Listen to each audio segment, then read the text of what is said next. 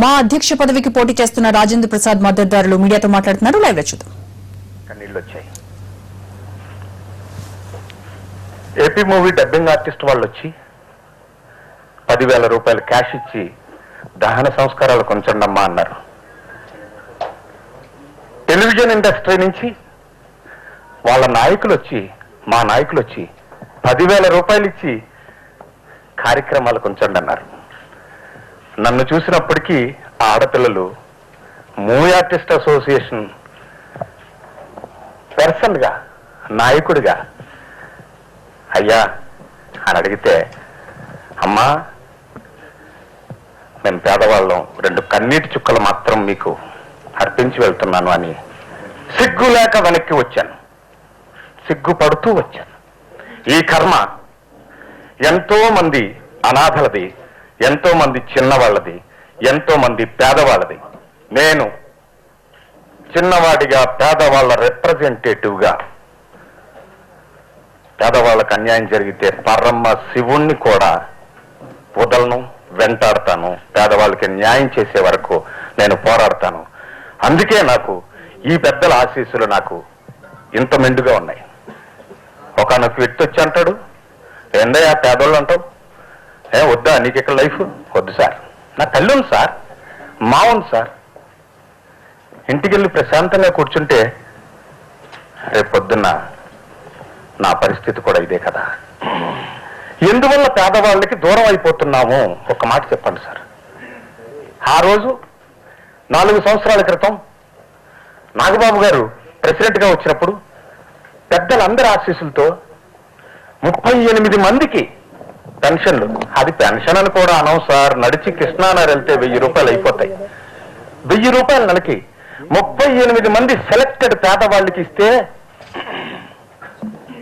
ఈ రోజు నా సంఖ్య ఒకే ఒక వ్యక్తికి నెలకి 1000 రూపాయలు మనం ఇస్తున్నామా? 3,22,00,000 రూపాయలు మనకి నిధి ఉందా?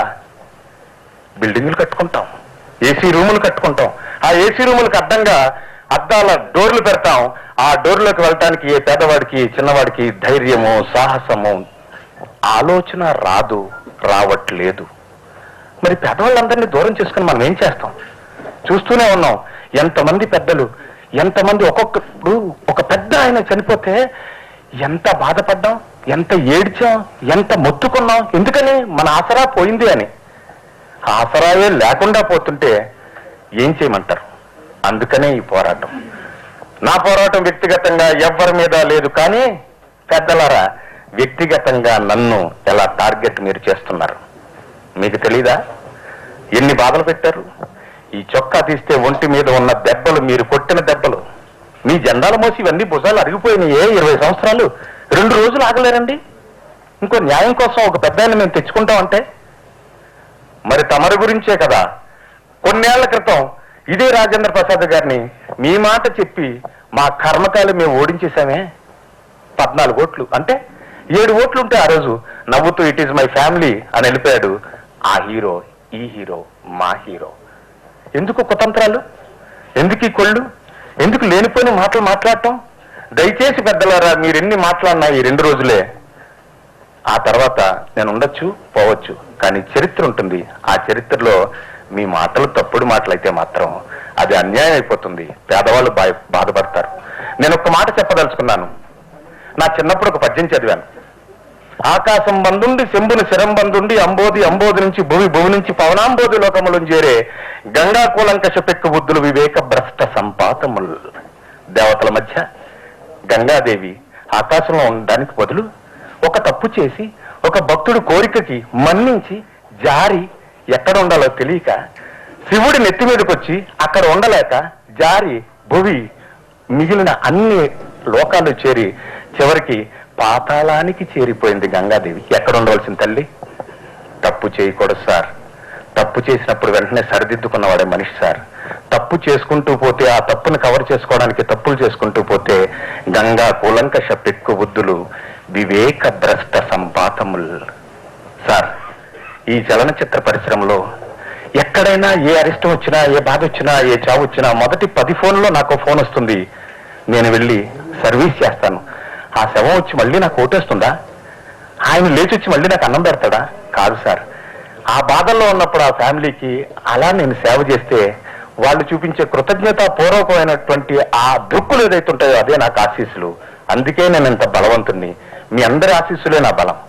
సార్, ఇంకొక మాట, మేమేదో వెల్ఫేర్ కార్డ్స్ ఇచ్చామని నేను చదివాను సార్. ఈ రోజుల్లో నేను ఎప్పుడు ఇలా మీ ముందుకు రాలేదు. ఇది ఫస్ట్ టైం సార్.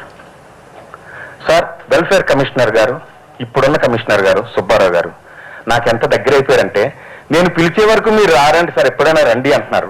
చిన్నవాళ్ల కోసం, కార్మికుల కోసం, ఈ కష్టాల్లో ఉన్న ఈ పేద కళాకారుల కోసం ఎన్నో స్కీములు ఉన్నాయి. మన వరకు రానివ్వట్లేదు సార్. ఒక మనిషి చనిపోతే 1000 రూపాయలు దాన సంస్కారాలకు ఇవ్వాలి సార్. లేవు, దాన్ని 10,000కి పెంచాలని రిప్రజెంటేటివ్ చేసి ఆయన కాళ్ళు మొక్కాను నేను. ఒక స్త్రీ ప్రసూతికి వెళ్తే కాన్పు కంటే 500 రూపాయలు ఉంది సార్ గవర్నమెంట్ సైడ్. అది మనకి చేరట్లేదు. ఇప్పుడు దాన్ని 5,000 రూపాయలు చేయండి సార్ అని కొట్లాడుతున్నాను. ఈ ఫిలిం నగర్ లో ఇవి మన తెలంగాణ రాష్ట్ర ప్రభుత్వాన్ని ఒప్పించుకొని నేను బెడ్డెడ్ హాస్పిటల్ గురించి నేను అహర్నిశలు నేను తిరుగుతున్నాను.